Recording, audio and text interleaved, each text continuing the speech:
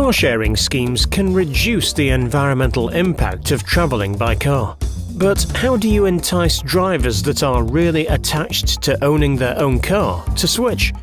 Research by Joshua Paundra of Rotterdam School of Management, Erasmus University, shows that such car lovers need different arguments before being persuaded, not just lower prices and a more sustainable drive. Over the past 10 years, people have more available options than just using their own cars for travel. For instance, in large cities, car-sharing services are available for those who want to drive without the burden of ownerships. Car-sharing services are much more sustainable than private cars, given that private cars are only used 5% of the time. Other benefits of car-sharing service include a lower price.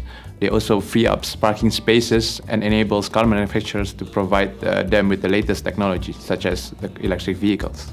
We all know that some people are much more attached towards their own cars compared to others. These attachments are known as psychological ownerships towards one's car. We wanted to know how psychological ownership influence people's intentions to use car-sharing services. We conducted an online experiment and found that in general people are sensitive to price. They prefer car-sharing services that is cheap. However, for those with high psychological ownerships, these effects are much less powerful as compared to those with low psychological ownerships. They prefer their own car, even though it is more expensive than the car-sharing services. We also found that for those who are less attached to their own car, given the opportunity to take shared electric vehicles, they would be willing to pay a higher price.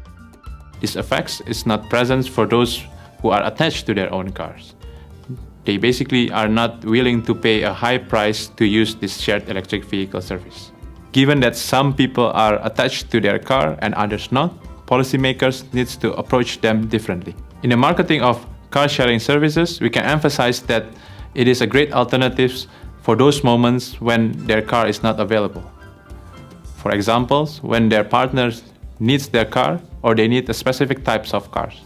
This way, you invite people to try car-sharing services without asking them to give up their own car. As they become more familiar with car-sharing services and its benefits, over time, eventually they might even be willing to sell their own car.